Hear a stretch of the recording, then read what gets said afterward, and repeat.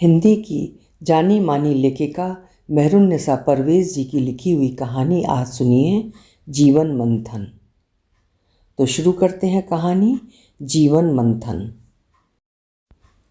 घर में नाते रिश्तेदार भरे थे। नीचे के बड़े हॉल का सारा सामान उठा दिया गया था। फर्श पर दरियां, चादरें, जाजम, गद्दे, गाँव तकिए लगा दिए गए थे। लोग आ रहे थे। काफ़ी हलचल और चहल पहल थी। घर के सामने बगीचे में टेंट लगा था। टेंट में ही यज्ञ हो रहा था। सारी हवेली संस्कृत के श्लोकों के ध्वनि से गूंज रही थी। अगरबत्ती, धूप, घी, तिल आदि की सुगंध सारे वातावरण में रची बसी थी। वातावरण में धार्मिक पवित्रता भरी थी। बाहर चप्पल जूतों का अंबार लगा था। सड़क पर कारों की लंबी कतार दूर तक लगी थी। 5 वर्ष का नमित अपने दादा के साथ पवित्र यज्ञ कुंड के पास शांत बैठा था। नन्हे नमित को सारे लोग आश्चर्य और जिज्ञासा से भरकर देख रहे थे। बाहर से आए मेहमानों में नमित को देखने का कौतूहल अधिक था। सबके चेहरे पर दया थी। नंदिता ने जब बेटे को यज्ञ कुंड के पास ससुर के साथ बैठे देखा तो सिहर कर काँप गई। नमित के चेहरे का वो भोलापन गायब था और उसकी जगह था एक शांत मौन। वो मशीन की तरह बताई क्रियाओं को निभा रहा था। उसे लगा जैसे बेटा अचानक बड़ा हो गया है, कर्तव्यों ने उसे बड़ा बना दिया है। नंदिता अधिक देर तक नहीं देख पाई। लगा वो रो देगी। उसे लगा उसके और नमित के बीच एक खाई खोद दी गई है। लगा उससे उसका नन्हा बेटा छीन लिया गया है। ससुराल के लोगों ने अपने वंश पर कब्जा कर लिया है, उसे परे सरका दिया है। उसकी इच्छा अनिच्छा की किसी को परवाह नहीं। वो देर तक देख नहीं सकी और सीढ़ियाँ चढ़कर अपने कमरे में लौट आई तथा दरवाज़ा बंद कर पलंग पर लेट गई। सारे घर में भीड़ ही भीड़ थी। पीछे बगीचे में भी टेंट लगा था, जहाँ कई हलवाई मिठाई पकवान बना रहे थे। नौकर मिठाई का थाल लिए भीतर बाहर आ जा रहे थे। लग रहा था जैसे कोई बड़ा पर्व हो। पूरे 3 बरस हो गए अमित का देहांत हुए। तब से हर बरस उसकी बरसी इसी तरह जोर शोर से मनाई जाती है। ससुर तिजोरी का मुंह खोल देते हैं। अमित को याद करने या याद रखने का ये तरीका नंदिता को कभी पसंद नहीं आया था, पर वो कर ही क्या सकती थी। ससुर एक बड़े खानदानी रईस थे। उनके इकलौते बेटे को लोग हर बरस याद करें, फिर सारे वर्ष उस मनाए व खर्च किए रुपयों की चर्चा हो, यही ससुर चाहते थे। बरसी पर महीनों पहले तैयारियां शुरू हो जाती। हफ्तों पहले रिश्तेदार आ जाते थे। अमित की जब अंतिम क्रिया हुई तब ससुर ने नमित को गोद में उठाकर उससे सारा कार्य कराया। नमित, जिसने अभी ढंग से बोलना भी नहीं सीखा था, उससे संस्कृत के शब्द रटाए तथा कहलाए जा रहे थे। नन्हा नमित स्तब्ध रह गया था। नन्हे नमित को धोती, जनेऊ और तिलक लगाए देख उसे विचित्र सिहरन सी हुई थी। बाबूजी ने अपने बेटे के सारे संस्कार अपने पोते से कराए थे। बाबूजी ने अपने वंश की सारी परंपरा मर्यादा की बागडोर जैसे नन्हे नमित के हाथों पकड़ा दी थी। नन्हे नमित ने स्कूल की पोयम अर्थात कविता की जगह जीवन में पहली बार संस्कृत के श्लोक पढ़े थे। किसी रट्टू तोते की तरह उसे रटाया तथा पढ़ाया गया था। धीरे धीरे नमित, जो पहले उसके इर्द गिर्द रहता था, अब पूरी तरह ससुर के साथ रहता था। रोजाना रात को भी जब उसे नमित को ससुर की गोद से उठाकर लाना पड़ता था, उसे लगने लगा था कि धीरे धीरे उसके सारे अधिकार छीने जाने लगे हैं। अमित का जब देहांत हुआ था तब सभी ने उसे ढाढ़स और दिलासा देकर समझाया था कि नमित को देखकर जिए, पर अब उसे लगने लगा था कि अब वो किसके सहारे जिए, किसको देखे, किस मोह में जिंदा रहे। बहू, नमित को ले जाकर पलंग पर लिटा दो, माताजी ने उसे आवाज़ दी। नंदिता अपने कमरे से निकल कर आई और ससुर की गोद से नमित को उठा लिया। थक कर सो गया है, ससुर बोले। बाबूजी, वहीं कमरे में खिलाकर सुला दूँ ना? बहू, अब नमित ही तो हमारी उम्मीदें आशाएं हैं, उसी से तो हमारा जी बहला रहता है। अब इस नन्हे पौधे को तो हमारी छत्र छाया में पालना है। यही तो इस घर का चिराग है, हमारी उम्मीदों की आस है। और मेरी उम्मीद? एक प्रश्न उसके मन में जोर से कौंधा, पर वो मुख से कुछ नहीं बोल पाई और चुपचाप नमित को उठाकर अपने कमरे में आ गई थी। नंदिता सारे वातावरण से अनजान चुप अपने कमरे में पड़ी थी। किसी ने दरवाज़ा खटखटाया तो उसने उठकर दरवाज़ा खोला। सामने शीला थी। शीला, उसके बचपन की सखी, उसे उदास परेशान देखकर वो दुखी हो गई। अरे, नीचे सारी भीड़ इकट्ठी है और तू यहाँ अकेली पड़ी है। नीचे चलकर देख तो तेरा बेटा कैसे सयाना बनकर पंडितों के साथ यज्ञ में बैठा है। क्या गजब का दृश्य था, मैं तो देखकर दंग रह गई। मेरे साथ महेश भी आया है, नीचे बैठाकर ऊपर तेरे पास आई हूँ, तू नीचे नजर ही नहीं आई। नीचे से ही आ रही हूँ, नन्हे नमित का ये रूप मुझसे देखा नहीं गया। तू यहाँ बैठी मातम मना रही है, तुझे पहले ही अपना विरोध दर्ज कराना चाहिए था ना। कितना किया, पर यहाँ मेरी कोई सुनने वाला है। आज मुंह अंधेरे ही माताजी नमित को उठाकर स्नान कराने ले जाने लगी। नमित का आज विधि विधान से स्नान होना था ना। कितना मना किया, गिड़गिड़ाई, रोई, पैर तक पकड़ लिए। माँ जी, नमित से ये सब मत करवाओ, पर उन्होंने मेरी एक नहीं सुनी और मुझे धकिया कर सोते नमित को गोद में उठाकर चली गई। सच शीला, ये नाटक 3 वर्षों से मैं देख रही हूँ। अब मुझसे और नहीं देखा जाता। मुझे तो अब लगने लगा है जैसे मेरी यहाँ कोई हैसियत ही नहीं है। ठीक कह रही हो, ऐसा तो लगेगा ही। उन्हें अपना पोता चाहिए, अपनी वंश परंपरा को चलाने के लिए, और उन्होंने नमित पर कब्जा कर लिया। मेरी अंतिम पूंजी धरोहर को भी वो मुझसे छीन कर ले जाते हैं। मैं इस घर में पड़ी अपना समय काटती रहती हूँ। क्या नमित पर मेरा कोई अधिकार नहीं? माँ होने के नाते तो तेरा नमित पर अधिकार है और रहेगा, परंतु बहू होने के नाते भी तो तेरी अपनी एक अलग मर्यादा और हैसियत है। नहीं, अब तक मैं अमित की पत्नी थी और अब अमित के बाद नमित की माँ हूँ, बस। इससे अधिक मेरी सीमाएं नहीं हैं। औरत को लोग बहू, बेटी और माँ के रूप में देखते हैं, पर उसके स्वतंत्र रूप को भूल जाते हैं कि वो इंसान है, हाड़ मांस की औरत है। उसका भी सब चीज़ में उतना ही अधिकार बनता है जितना बेटे का। तुझे अब इन रिश्तों से ऊपर रहना होगा। मेरी किसे परवाह है, सब मुझे मर्यादा और आदर्शों के उपदेश दे देकर मेरा मुंह बंद करते रहते हैं। लादे गए संस्कारों को तू कब तक ढोती रहेगी? कोरे उपदेशों से पेट नहीं भरता। जैसे पेट भरने को रोटी खानी ही पड़ती है, वैसे ही जिंदा रहने के लिए भी हमें कुछ सांसों की आवश्यकता पड़ती है, जो केवल हमारी अपनी होनी चाहिए। दूसरों की सांसों से हम जिंदा नहीं रह सकते। मेरी तो कुछ समझ में नहीं आता, मैं थक रही हूँ शीला। अमित से जब ब्याह हुआ था तब सोचा नहीं था कि इतनी जल्दी मुझ पर दुखों के पहाड़ टूट पड़ेंगे। तब सभी ने कहा था कि बेटे को देखूं, नमित के सहारे जीवित रहूं, पर अब तो वे लोग मेरे उस सहारे को भी मुझसे छीन ले रहे हैं। इतने लोगों के होते हुए भी देख, मैं अकेली हूँ। छोड़ नंदिता, कब तक बुज़दिल बनकर यूँ कमरे में दुबकी रहेगी? जीना तो इसी समाज में है ना। उसका सामना कर, अपनी इच्छा अनिच्छा दर्ज कर। चल उठ, महेश से भी मिल लेना। नंदिता लंबे बरामदे में एक बड़ी आराम कुर्सी पर चुप बैठी बाहर के दृश्य को देख रही थी। बाहर के बगीचे के पेड़ पौधे, हरियाली, फूल पत्ते, चिड़ियाँ ही तो जैसे सब उसके अपने लोग थे, जीवन के अंग बन गए थे। घर के भीतर की हलचल, उठापटक, घर परिवार के लोग तो जैसे अब उसके अपने नहीं थे।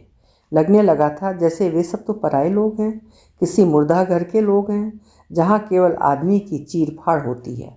कहीं से भी काट दो, फिर सिलकर जोड़ दो, कोई अंतर नहीं पड़ता। कटने वाला व्यक्ति भी खुद लाश बन जाता है, इसलिए कहीं से भी काटो, मुर्दा हुए शरीर से रक्त की एक भी बूंद नहीं निकलती। उसे भी अपना शरीर मुर्दा लगने लगा था। धीरे धीरे रक्त की सारी बूंदें सूख गई थीं। लगता था शरीर में कुछ भी शेष नहीं रहा है। अब तो बस लगता है बाहर की ये बेजान दुनिया ही अपनी है। पेड़ पौधे, चिड़ियाँ, हवा, जैसे यही उसके नातेदार हैं। उसके मन को जानते हैं, मन की बात पढ़ते हैं। अक्सर जब वो अधिक मौन गुमसुम बैठी रहती तो चिड़िया सामने की दीवार पर बैठी टकटकी बांध कर उसे घूरती और मुंह घुमा घुमा कर जिसे कुछ पूछना चाहती हैं। इतनी चुप क्यों हो? घर में अब उसका मन क्षण भर को भी नहीं लगता था। घर काटने को दौड़ता था, समय नहीं कटता था। लगता था जैसे वो मीलों चल कर आई है और अब थक कर बस बैठ जाना चाहती हो। क्षण क्षण करते 3 वर्ष बीत गए थे। कैसे बीत गए इतने वर्ष? अमित की एक्सीडेंट में जर्जर लाश जब पहली बार देखी थी तब उसे लगा था अब एक क्षण भी नहीं जी पाएगी। हाड़ मांस के पिंजरे में कैद आत्मा पक्षी कैसे फड़फड़ाया था, बाहर आने के लिए कितना तड़पा था, कैसे बाहर निकलने के लिए रास्ता ढूंढा था। सीखचों की एक एक तीली को हिला हिला कर मार्ग ढूंढना चाहा था, पर द्वार नहीं मिला था। तब लाचार बेबस होकर स्तब्ध रह गया था। धीरे धीरे शरीर पत्थर बन गया था। बाहर की दुनिया से कटकर उसने वीर बहूटी की तरह अपने को सिकोड़ लिया था। ससुर ने अपने बेटे की अंतिम क्रिया से लेकर सारी रस्मों को खूब बढ़ चढ़कर निपटाया था। रुपया पानी की तरह बहाया था। रिश्ते नाते मित्र और हमदर्दों की भीड़ से हवेली गूंज गई थी। इतने इतने कोलाहल के बीच भी उसकी दुनिया सूनी थी। इतनी ढेर ढेर आवाज़ों के बीच एक परिचित आहट, एक परिचित आवाज़ की गूंज के लिए तरसती रह गई थी। लगता था अमित की आवाज़ बस अभी सुनाई देगी। अमित के सीढ़ी चढ़ते जूतों की आवाज़, कमरे का द्वार खुलते ही परिचित कीमती सेंट की गंध और परिचित सिगरेट की महक से कमरा भर उठेगा। अमित सामने होगा, पर ऐसा नहीं हुआ। एक अविश्वास कि अमित अब इस दुनिया में नहीं है, विश्वास में बदलता गया। चौंक कर बार बार वो बाहर गेट की ओर व्याकुलता से देखती कि शायद अमित की कार आएगी, पर अब न अमित की कार आती थी और न ही अमित आता था। पुराने दृश्य बार बार आंखों के आगे आ खड़े होते थे। पुराने दिन, पुरानी बातों को याद करना या बीते अतीत में जीना ही जैसे अब अच्छा लगता था। आगे तो बस धुंध और कोहरा ही दिखता था। आगे का रास्ता ही जैसे कटा हुआ था। चलते चलते जैसे मार्ग टूट गया था, समाप्त हो गया था। आगे नदी, पहाड़ और घाटियाँ आ गई थीं। इनके पार जैसे दुनिया दिखती ही नहीं थी, सब समाप्त हो गई थी। घर के भीतर दाखिल होते ही अमित की सीटी सुनाई देती थी। उतावली और ज़िंदगी से भरा रहता था अमित। उसे हर बात की जल्दी रहती थी। प्यार पाने की जल्दी, खाने की जल्दी, ज़िंदगी में कुछ करने की जल्दी, बड़े से बड़ा आदमी बनने की जल्दी रहती थी। ज़िंदगी में वो बहुत बड़ा आदमी बनना चाहता था। जब एक बार वे दोनों शिमला से प्लेन से लौटे थे, तब अमित ने कहा था, देखना नंदिता, एक दिन हमारा खुद का प्लेन होगा, हम उसमें उड़ा करेंगे। प्लेन? उसे रखेंगे कहाँ? उसने हैरानी से आंखें फाड़ ली थी। अपना निजी एयरपोर्ट होगा, एक नहीं कई जहाज़ होंगे। तुम देखना नंदिता, एक दिन मैं बहुत बड़ा आदमी बन जाऊंगा। उसे बच्चे पसंद नहीं थे। नंदिता की माँ बनने की खबर से वो दुखी था। ये कौन है और क्यों आ रहा है? मुझे अपने अलावा घर में दूसरे का रहना पसंद नहीं है ना। मगर ये भी तो तुम ही हो, तुम्हारा रूप होगा ना। तो मुझे देखकर थक गई क्या? अमित का कहा सही निकला। अमित को अपने अलावा दूसरे की मौजूदगी घर में पसंद नहीं थी। अमित छोटा ही था, अभी उसने धीरे धीरे चलना सीखा ही था कि अमित चला गया। नंदिता जब कॉलेज में पढ़ती थी, तब कॉलेज की सबसे सुंदर आधुनिक लड़कियों में गिनी जाती थी। प्रथम वर्ष में कॉलेज के सारे लड़कों के मुंह पर उसका नाम था। नंदिता कॉलेज के हर कार्यक्रम में बढ़ चढ़कर हिस्सा लेती थी, चाहे फैशन शो हो या कॉलेज का इलेक्शन। सब जगह नंदिता आगे रहती थी। लड़कों के बराबर खड़ी होने वाली एकमात्र वही लड़की थी जो भाग लेती थी और जीत जाती थी। कॉलेज में शीला, अमित और महेश साथ पढ़ते थे। शीला और नंदिता एक साथ थे, पर महेश और अमित दोनों 3 वर्ष आगे थे। महेश इलेक्शन में खड़ा होता था, उसके नज़दीक के सहयोगियों में अमित था। महेश जो पिछले 2 वर्षों से जीतता आ रहा था, उसे अब नंदिता के रहते इलेक्शन भारी पड़ने लगा था। नंदिता प्रथम पसंद के रूप में सारे कॉलेज की चाहत बन गई थी। नंदिता ने जिस वर्ष इलेक्शन जीता, वो सबसे पहले मिलने महेश के हॉस्टल गई थी। नंदिता की सहजता सरलता ने महेश और अमित को मित्र बना दिया था।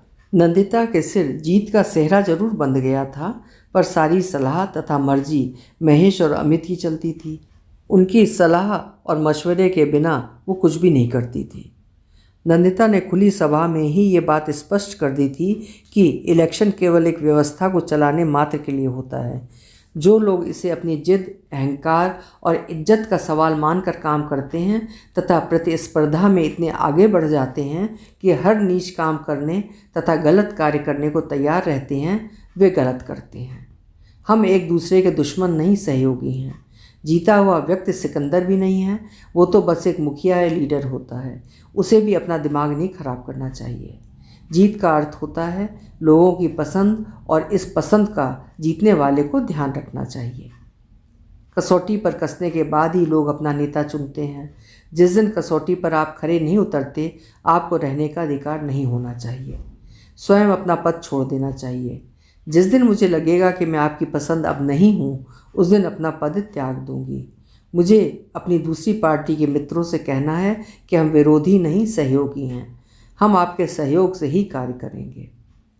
नंदिता, शीला, अमित और महेश चारों अच्छे दोस्त बन गए थे। कैंटीन, लाइब्रेरी, हर जगह इकट्ठे नजर आते थे। धीरे धीरे अमित की पसंद नंदिता बन गई। नंदिता भी अमित से प्रभावित थी। जब एक दिन अमित ने नंदिता से प्रेम और ब्याह का इरादा रखा तब नंदिता भी नकार नहीं पाई। नंदिता की भी पसंद अमित था। कभी किसी कार्यक्रम में भाग न लेने वाला अमित जैसे करता धरता वही होता था। नंदिता को अमित की यह बात अच्छी लगती थी कि उसे अपने लिए कोई इच्छा नहीं होती थी, पर वो दूसरों को भरपूर सहयोग देता था। महेश के लिए भी वो इस तरह जी जान लड़ा देता था जैसे वो अपने लिए ही कर रहा हो। अमित के घर से जब नंदिता के घर ब्याह का संदेश आया तब सभी हैरान थे। नंदिता के पिता ने कभी सोचा नहीं था कि इतने बड़े रईस खानदान में नंदिता ब्याह कर जाएगी। सभी ने तुरंत हामी भर दी और ब्याह की तिथि तय हो गई। ब्याह हुआ। सभी ने अपनी नेता को कॉलेज में शान से विदाई दी थी। नंदिता ने अमित से ब्याह कर अपना सारा सार्वजनिक जीवन त्याग दिया। अमित की इच्छा थी कि नंदिता केवल उसकी रहे, उसके घर की मल्लिका रहे, जैसा कि हमेशा होता है। नारी को पुरुष को पाने के लिए अपनी इच्छाओं की बलि चढ़ानी होती है। नववधू के वेश में नंदिता ने जब अमित के घर में प्रवेश किया तब उसे लगा जैसे वो किसी राजा की रानी बनने जा रही है। सभी नंदिता के भाग्य से ईर्ष्या सी कर रहे थे। अमित की निकटता पाकर, प्यार पाकर वो निहाल हो गई थी। अमित बहुत भावुक और प्रेमी जीव था। नंदिता में उसके प्राण बसते थे। अमित ने उसे इतना प्यार दिया कि नंदिता की दुनिया अमित की बाहों में सिमट कर रह गई। नंदिता अपना पिछला सब भूल गई, त्याग आई। अमित को सूरजमुखी का फूल पसंद था। वो हमेशा कहता, नंदिता देखो, हमें सूरजमुखी के इन फूलों से प्यार करना सीखना चाहिए। इनमें कितनी आस्था, शक्ति और भक्ति है अपने प्रिय सूरज के लिए। सूरज से प्यार करने वाला ये फूल जिधर सूरज होता है उधर ही घूम जाता है, और जब सूरज डूबता है तो ये भी मुरझा कर सिर झुका लेता है। अमित जब फैक्ट्री से देर से आते और नंदिता रास्ता देखते देखते लंबी कुर्सी पर किताब पढ़ते पढ़ते सो जाती, अमित जब रात को लौटते और उसे कुर्सी पर लेटा देखते तो बहुत आहिस्ता से आते और उसे धीरे से कंबल ओढ़ा देते। रात को जब उसकी नींद खुलती और अपने ऊपर कंबल देखती तो चौंक पड़ती, समझ जाती अमित आ गए हैं। घबरा कर भीतर कमरे में जाती तो देखती अमित पलंग पर गहरी नींद में है। नंदिता भी अमित को सोया जानकर चुपचाप पलंग पर आकर लेट जाती। तभी अमित की माएँ उसे अपने में समेट लेती। वो चौंकती, तुम सोए नहीं थे? ना, एकदम नहीं। भला तुम्हारे बिना नींद आ सकती थी? तुम सो सकती हो, फिर जगाया क्यों नहीं? तुम सोते में बड़ी भली लग रही थी, एकदम परी जैसी, इसलिए डिस्टर्ब नहीं किया। तर्क देना तो कोई तुमसे सीखे। तुम्हारी दोनों बातें एक दूसरे के एकदम विपरीत है ना। जगाते भी नहीं, फिर तुम्हें नींद भी नहीं आती। ब्याह के कुछ दिन तो बहुत भीने भीने सुगंध से भरे थे। कैसे एक एक सब याद है। अमित को तो देर तक सोने की आदत थी, पर अब नंदिता भी जल्दी नहीं उठ पाती थी। अपने कमरे से नंदिता 11 बजे नहाकर सज संवर कर बाहर आती। सोचती किचन में जाकर चाय बनाने को कह दूं, तभी माँ जी की आवाज़ आती, रामू बहू के लिए चाय बना दो। पहले तो नंदिता चौंक पड़ती, फिर शर्मा जाती। उसके पैर धरती में गड़ जाते। 11 बजे तो अच्छी खासी दोपहर चढ़ जाती थी। अमित तो अभी भी सो ही रहे होते। घबरा कर वो किचन में चली जाती, खुद ही चाय नाश्ता ले लेगी। भूख से दम निकला जा रहा था। नंदिता, अमित ऊपर कमरे से आवाज़ लगाते, नंदिता तौलिया नहीं मिल रहा। जाओ उसे तौलिया दे दो, उसे भी नीचे बुला लो, दोनों नाश्ता कर लेना, माँ जी कहती। माँ जी, अभी तो अमित नहाई नहीं है। नंदिता टालना चाहती। पता था अमित सब मक्कारी कर रहा है, उसे इतनी जल्दी नहाना नहीं है। माँ जी जिद करती तो उसे जाना पड़ता। अमित बाथरूम में होते। नंदिता तौलिया लेकर बाथरूम के पास जाकर आवाज़ देती, जहाँ पनाह, लाड साहब का तौलिया हाजिर है। माँ बदौलत अभी लेते हैं, कहता अमित बाथरूम का दरवाज़ा थोड़ा खोलता और तौलिया लेने बाहर हाथ बढ़ाता। नंदिता तौलिया पकड़ाने हाथ बढ़ाती कि अमित झट से उसका हाथ पकड़ लेता और भीतर खींच लेता। वो चीखती रह जाती। दाढ़ी बनाने का साबुन मुंह पर लगा रहता, वैसे ही वो उसके गाल पर अपना गाल रख देता। छी, सारा मुंह गंदा कर दिया, लो अभी धो देते हैं, कहते अमित उसे गोद में उठाकर पानी भरे बाथ टब में पटक देता। अब टब में प्यार करेंगे। ये क्या बेतुकी बात है, कभी भी किसी भी समय अपना सुर अलापने लगते हो। नीचे माँ जी नाश्ते के लिए बुला रही हैं। नंदिता धमकाती, पर उसकी एक न चलती। दोबारा नहाकर कपड़े बदलकर जब वो नीचे आती तो माँ जी उसे दूसरी साड़ी पहने देख चौंकती। अरे अभी तो दूसरे रंग की साड़ी पहनी थी, इतनी जल्दी दूसरी बदल ली? लगता है दोबारा नहा कर आ रही हो। जी नहीं, कहते वो झेप कर शर्मा जाती, जोर से छींक आ जाती। सर्दी लग गई है ना, ऐसे मौसम में दोबारा नहाता है कोई? चल अदरक की चाय बनाकर पी ले। बेटे को क्या कहूँ, उसके पापा भी तो ऐसे ही थे। नंदिता शर्मा कर किचन में भाग जाती, सारा मुंह तमतमा उठता, गालों पर लाली दौड़ जाती। माँ जी हंस देती। सुनो अमित, रोज रोज के इस प्यार से मैं थक गई हूँ, मैं मायके जा रही हूँ। नंदिता धमकी देती। क्यों, बोर हो गई? और क्या, सदा एक सा मौसम ठीक नहीं होता, मौसम बदलते रहना चाहिए, कभी गर्मी कभी बरसात कभी सर्दी, ये प्रकृति का नियम है। एक सा मौसम सेहत के लिए ठीक नहीं होता। नहीं, प्यार का मौसम हमेशा एक सा ही रहना चाहिए। देखो, मौसम बदलता है पर चांद हर मौसम में एक ही तरह ही निकलता है। चांद को देखना कितना अच्छा लगता है, हर मौसम का चांद कितना प्यारा लगता है ना। भीगी बारिश से सराबोर आसमान पर खिले चांद को देखो, कितना अच्छा लगता है ना। हैरानी होती है, बारिश में भी चांद निकलता है। अमित को काले रंग से चिढ़ती, उसे काले रंग का जरा सा छींटा भी पसंद नहीं था। दोनों कभी शॉपिंग को जाते, नंदिता काले फूलों वाली कोई साड़ी पसंद कर लेती तो वो एकदम से उसे परे सरका देता। तुम्हें काले रंग के अलावा कोई और रंग पसंद नहीं है? कहीं काले रंग का फूल देखा है? काला रंग यदि अच्छा होता तो ईश्वर बेवकूफ़ है जो काले रंग का फूल पैदा ना करता।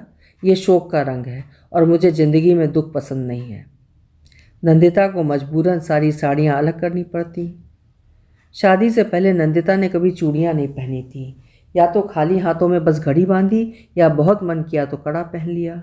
चूड़ियाँ पहनने की कभी उसे आदत नहीं थी।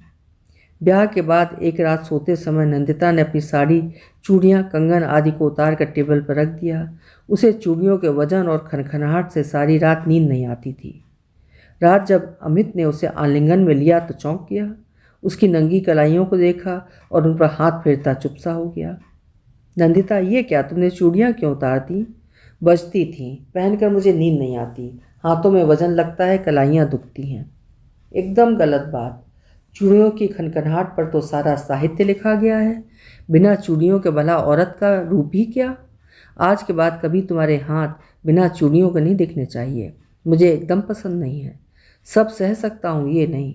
तुम्हें आज के बाद सदा चूड़ियाँ पहननी होंगी। अमित पलंग से उठे और सारी चूड़ियाँ उठा कर ले आए। अपनी गोद में रखकर उसे एक एक कर चूड़ियाँ पहनाने लगे। आज ये चूड़ियाँ पहना देता हूँ, आज के बाद कभी तुमने उतारी तो मार खाओगी। अच्छा बाबा, कहते नंदिता हंसती रही। तुम एकदम चूड़ी बेचने वाले लग रहे हो। अमित चूड़ियों से भरी उसकी कलाइयों को चूमते बोले। तुम्हें पता है, इस संगीत का कोई जवाब नहीं है। उस दिन के बाद से नंदिता ने कभी अपनी चूड़ियाँ नहीं उतारी। चूड़ियाँ टूटती भी तो झट उठाकर फेंक देती, क्योंकि टूटी चूड़ियों के टुकड़े भी कहीं अमित देख लेता तो नाराज़ होता। क्या बच्चों की तरह चूड़ियाँ तोड़ती हो? ढंग से पहना नहीं जाता क्या? इधर उधर टूटी चूड़ियाँ फेंकती हो, पता है ये अपशगुन होता है। नंदिता चूड़ियाँ, पायल, बिंदिया, बिछिया, सिंदूर लगाकर सजती। नंदिता की ड्रेसिंग टेबल पर रंग बिरंगी चूड़ियाँ सजी रहती।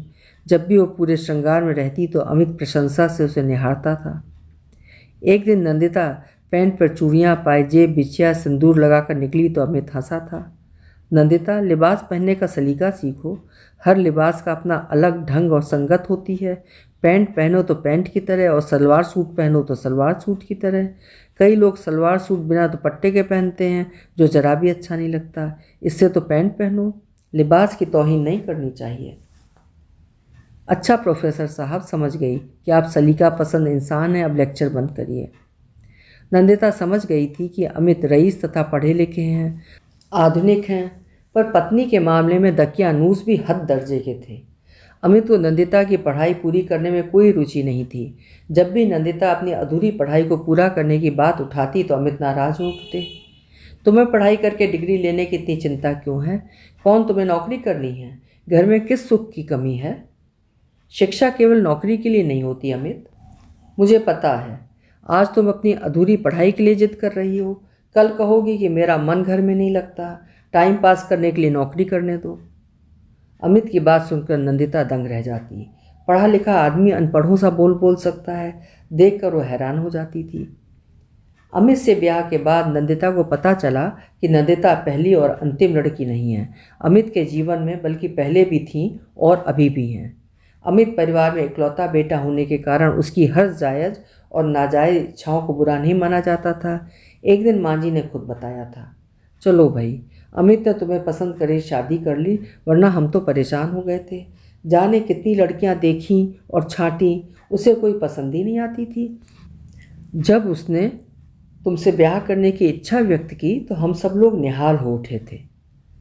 धीरे धीरे नंदिता को अमित की कई बातें इधर उधर से पता लगती गईं। ससुर के एक मित्र जो बिजनेस में बराबर के पार्टनर थे, उनकी लड़की जया के साथ तो अमित की काफ़ी गहरी दोस्ती थी। रहना, खाना पीना, घूमना, दूसरे शहरों में जाना, इकट्ठे होटलों में ठहरना तक था। सारे लोग यही सोचते थे कि अमित जया से ही ब्याह करेगा, पर जब अमित ने नंदिता से ब्याह की बात कही तो सभी लोग दंग रह गए। जया तथा उसके परिवार के लोग दुखी और नाराज़ हो गए, शादी में भी नहीं आए थे। अमित को दूसरी लड़कियों से संबंध बनाने में कोई परहेज और संकोच नहीं था। अमित की बड़ी जल्दी दूसरी लड़कियों से दोस्ती हो जाती थी।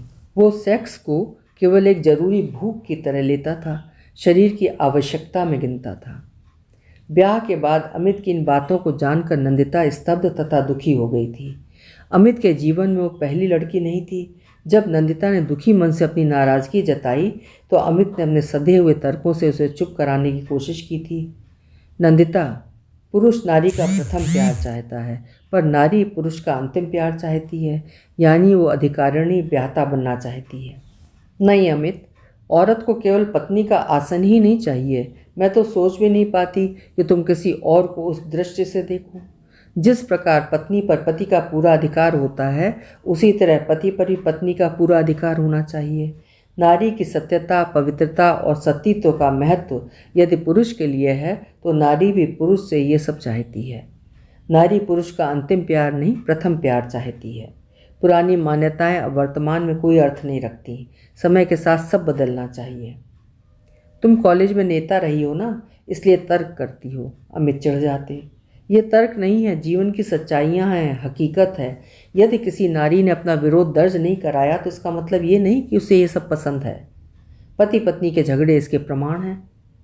नंदिता, ये बहस के मुद्दे नहीं हैं। क्यों नहीं होने चाहिए? जब हम पति पत्नी हैं तो हम में खुलकर बात होनी ही चाहिए। तो मैं घर बैठ जाऊं, बिजनेस के कार्यों में आना जाना ना करूं? ये मैंने कब कहा? पत्नी होने के नाते मुझे भी साथ जाने का, तुम्हारे बिजनेस में साथ जोड़कर काम करने का अधिकार मिलना चाहिए। मुझमें और माँ जी में अंतर होना चाहिए। मैं पढ़ी लिखी हूँ, तुमने ब्याह के बाद घर में पटक रखा है। मेरे लिए घर की सीमाएं निर्धारित कर दी हैं और अपने लिए बाहर की। ये सीमाएं टूटनी चाहिए। पति के मरने पर पत्नी को ये सारा अधिकार मिलता है। मरने पर क्यों, जीते जी क्यों नहीं? आखिर मैंने तुम्हारी खातिर अपनी पढ़ाई, कैरियर छोड़ा है। मैं वापस अपना कैरियर बनाना चाहती हूँ। कैरियर? औरत का कैरियर पुरुष से अलग कहाँ है? औरत जब घर संभालती है तभी पुरुष बाहर ढंग से काम कर पाता है। मेरे माँ बाप पसंद नहीं करेंगे। तुम मेरी पत्नी हो, इस घर की बहू हो, और क्या चाहिए? अमित, ये तुम्हारी गलत फहमी है। औरत केवल पत्नी बनने से खुश नहीं होती, उसे पति की समूची दुनिया चाहिए। दुनिया और कैसी होती है? अमित, हर आदमी अपने हिस्से की ज़िंदगी जीता है। अपने हिस्से की सांस, भूख, इच्छा होती है। तुम क्या मेरे हिस्से की सांस भी ले सकते हो? तब तो तुम सांस ले ही रहे हो, तो मुझे सांस लेने की क्या आवश्यकता है? तुमने ब्याह के पहले कहा था हम एक होंगे, एक दूसरे के पूरक होंगे, जीवन के दो पहिए होंगे, सिक्के के दो पहलू होंगे। क्या ये सारी बातें कोरी भावुकता में कही थी? नंदिता, तुम्हारी ये बेतुकी बातें मुझे पसंद नहीं हैं। कहते हुए अमित गुस्से से बाहर चले गए। अमित के लिए सेक्स महत्वपूर्ण ही नहीं बल्कि अनिवार्य था। पत्नी का अर्थ ही उसके लिए यह था कि वो हमेशा बिस्तर पर उपलब्ध रहे। कभी रात को अमित के साथ संबंध नहीं हो पाता तो देखती कि सुबह से अमित बीमार सा दिखता। सवेरे से वो चादर लपेटे पड़ा रहता। उसके दिमाग में सेक्स घूमता रहता था। अंत में हार कर उसे सवेरे अमित की इच्छा पूरी करनी पड़ती, तब कहीं जाकर वो स्वस्थ हो पाता था। अमित का मानना था कि जिस तरह पेट की भूख शांत करना जरूरी है, उसी तरह शरीर की भूख को शांत करना भी जरूरी है। ब्याह के शुरू के दिनों में तो नंदिता अमित के सेक्स को प्यार समझती रही, पर बाद में धीरे धीरे लगने लगा कि संबंध केवल सेक्स पर ही आधारित है। ये संबंध अमित का किसी से भी हो सकता है। महत्वपूर्ण वो नहीं है बल्कि उसकी नारी देह है। अमित को केवल नारी देह चाहिए, चाहे वो किसी की भी क्यों ना हो। अजीब बेचैनी और छटपटाहट से वो भर उठती थी। उसे लगता था जैसे किसी ने उम्र कैद कर दिया है। इस जेल से निकलने का कोई रास्ता नहीं था। नंदिता जब गर्भवती हुई तब अमित घर रात को देर से आने लगा था। अमित की शराब की लत दिनों दिन बढ़ती जा रही थी। अमित हफ्तों बाहर रहने लगा था। अमित महत्वाकांक्षी व्यक्ति था। आकांक्षाओं की कोई सीमा नहीं थी। अब वो अमित के स्पर्श को भी तरसने लगी। अमित की क्षत विक्षत लाश को जब उसने देखा तो पत्थर बन गई थी। लोगों की, नाते रिश्तेदारों की भीड़ निरंतर बढ़ती गई थी और इस भीड़ में वो अकेली चुप बेजान बनकर रह गई थी। शोर था पर उसके लिए नहीं था। अमित इतना बड़ा विश्वासघात करेगा ये उसने कहाँ सोचा था। सामने आकाश था पर अब तो वो उड़ना भूल चुकी थी। एक एक डग भरते वो हमेशा अमित को जाते देखती थी। क्या पता था वो ऐसे ही डग भरता उससे इतनी दूर चला जाएगा कि फिर कभी लौट कर नहीं आएगा। देखते देखते सब पराये हो गए। सारे रिश्ते अर्थहीन लगने लगे थे। अमित की देह को जब अंतिम बार घर लाए थे तब वो रंगीन और फूलों वाली साड़ी पहने थी। कमरे से वो बदहवास दौड़ी थी। होश तो तब आया था जब माँ जी ने कहा था, बहू जाओ, हल्के सादे कपड़े पहन कर आओ, रिश्तेदार आते होंगे। वो चौंकी थी। लगा भूकंप आया है और ज़मीन दरक गई है। तीसरे दिन जब उसे सफ़ेद कोरी साड़ी पहनाई गई तब वो दहाड़ मार कर बिलक उठी थी। सब छीना जा रहा था। जो था सब अमित का था, अमित के लिए था। उसका अपना कुछ नहीं था। अमित की तो लाश जलाई गई थी पर उसे तो जीते जी लोगों ने जला दिया था। जीते जी सफ़ेद कफन पहना दिया था। उसके हरे भरे उपवन में अकाल पड़ गया था। एक ऐसा अकाल जो समाज ने, रिश्तेदारों ने उसके अपने जीवन में पैदा कर दिया था। अब वो सारे सुखों से, शुभ कार्यों से वंचित कर दी गई थी।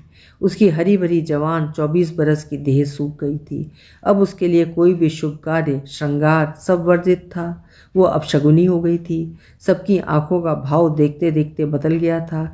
रिश्तों के रहस्य उसके सामने अनावृत होते जा रहे थे। सब कुछ वही था पर जैसे सब बदला बदला सा लगने लगा था। औरत का भाग्य, एक के साथ सारा कुछ था, संसार था, और उसके न रहने पर जैसे वो अछूत सी हो गई थी। किसी पर अधिकार नहीं, उसकी अपनी कोई औकात नहीं थी। दूध में पड़ी मक्खी सी हो गई थी। सारा दूध विषैला हो गया था, फेंकने के काबिल। जिंदगी में ऐसे दिन आएंगे उसने कभी सोचा था? रिश्ते नातों की युद्ध, भीड़ी भीड़, भीड़ का सन्नाटा दिनों दिन बढ़ता जाएगा। यादें घाव बनकर टीस मारेंगी और वो सिस्कार भी नहीं पाएगी। अब तो उसके जीवन में सारी रातें कृष्ण पक्ष की अंधकार में नीरस रातें थीं। उजाला चांद अब नहीं उगता था। वे रातें मनहूस, डरावनी आहटों से भरी होती थीं। करवट दर करवट वो पलट कर काटती थी। महाप्रलय के बाद का सन्नाटा था। हरी भरी उपजाऊ जमीन में बीहड़ उगाए थे। सारी धरती ऊसर हो गई थी। कटीले वृक्ष जिनके कांटे जहाँ तहाँ चुभते थे। शरीर के भीतर की काल कोठरी के बंद द्वार को भड़बड़ाती, निकलने का द्वार ढूंढती, पनाह खोजती चिड़िया की अजीब छटपटाहट थी। देह मिट्टी का ढेर थी। इच्छा, जरूरत, आवश्यकता, आकांक्षा सब पत्थर के ढेले बन गए थे। जीवन के सारे रस, संगीत सब बेसुरे हो गए थे। बस अब तो एक ही राग चारों तरफ बजता था। वो था विरह की धुन का राग। किसी ने द्वार खटखटाया। विचारों के दलदल से बड़ी चेष्टा से नंदिता ने अपने को बाहर खींचा। उठकर द्वार खोला तो देखा सामने पापा और उषा मम्मी खड़े थे। नाते रिश्तेदारों की भीड़ में पापा से ढंग से बात भी नहीं हो पाई थी। दोनों भीतर आए। उषा आंटी को अब वे लोग मम्मी कहने लगे थे। इतने वर्षों तक कभी उसके मुंह से उषा आंटी के लिए मम्मी शब्द नहीं निकला था, पर अब वो उषा आंटी को मम्मी बोलने लगी थी। दोनों पलंग पर बैठ गए। नंदिता द्वार बंद कर द्वार से टिकी खड़ी रही। बेटी, अब हम दोनों निकल रहे हैं। पापा ने धीरे से खड़े होकर उसकी तरफ पीट करके कहा, बस एक बात कहनी है। जो होना था वो तो घट गया, होने को कौन रोक सकता है। पर बेटा, अब तुम अपने बच्चे को देखकर जियो। औरत कई रूप में जी लेती है, बेटी, बहन, पत्नी और माँ। अब तुम नमित की माँ हो। अब उसे अमित की जगह देखो, उसे अमित की जगह खड़ा करके पालो। औरत के आगे बच्चे हमेशा लक्ष्मण रेखा होते हैं जिन्हें वो कभी लांघ नहीं पाती। वो कुछ उत्तर नहीं दे पाई। पापा और उषा मम्मी दोनों कमरे से चले गए। वो अवाक रह गई। पापा नन्हे नमित की बैसाखी को पकड़कर खड़े होने की सीख हिदायत देकर चले गए थे। वही पापा जो खुद मम्मी के देहांत के बाद मम्मी की दोस्त उषा आंटी से इतने विरोधों के बावजूद ब्याह करने की जिद कर बैठे थे। अपने अकेलेपन की दुहाई देने लगे थे।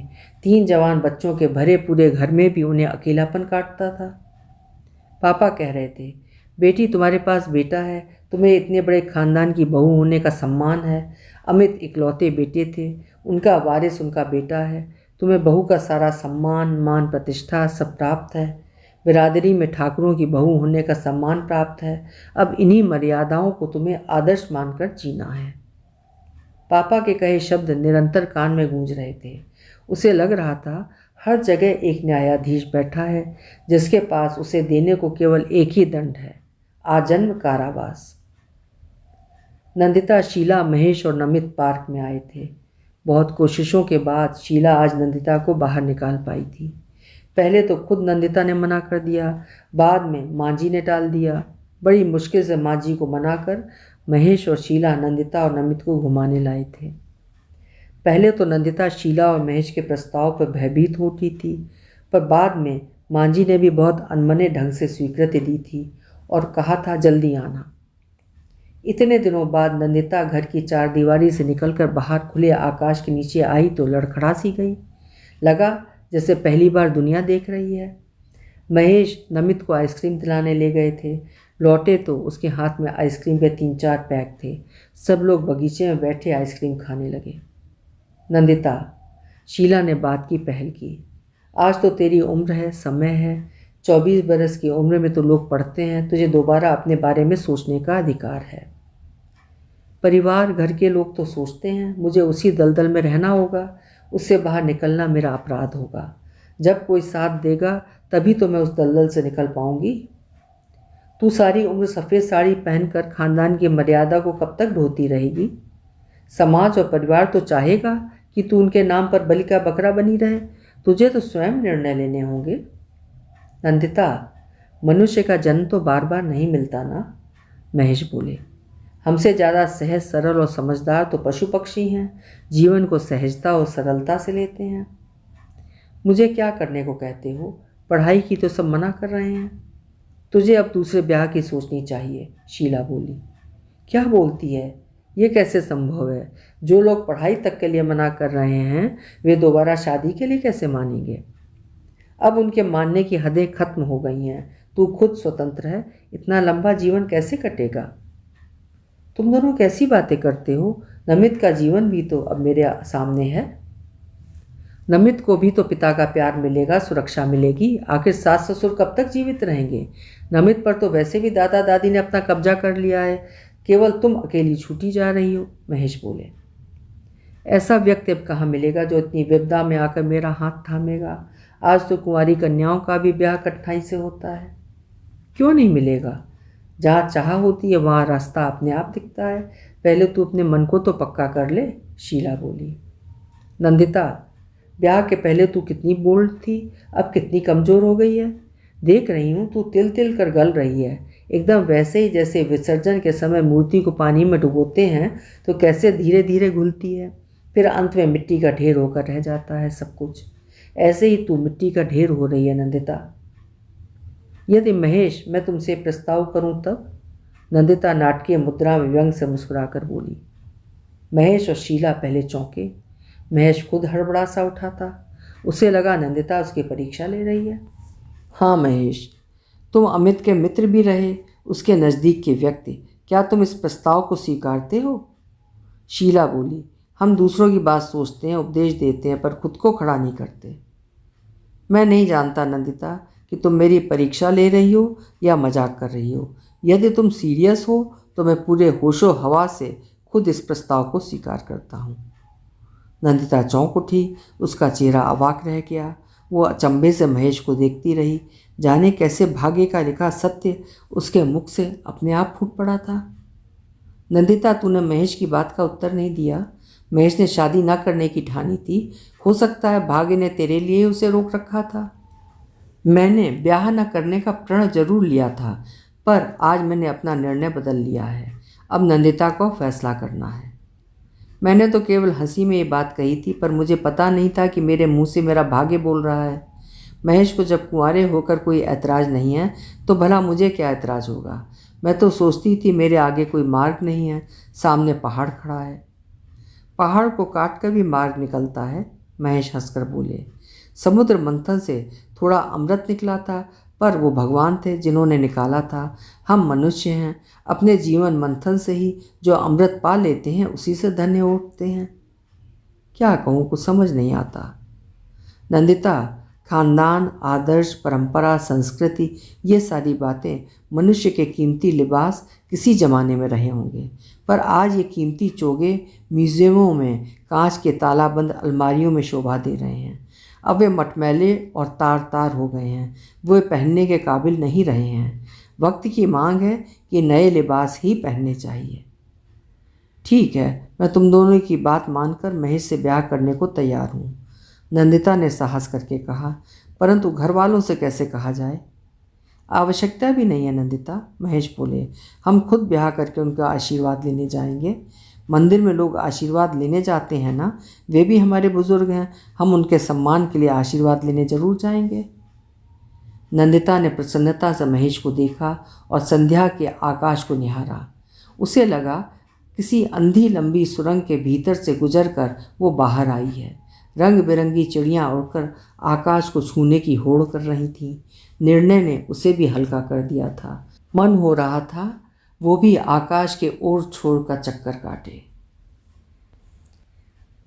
अभी आप सुन रहे थे मेहरुन्निसा परवेज़ जी की लिखी हुई कहानी जीवन मंथन। कहानी आपको कैसी लगी कमेंट सेक्शन में ज़रूर लिखिएगा। फिर मिलेंगे।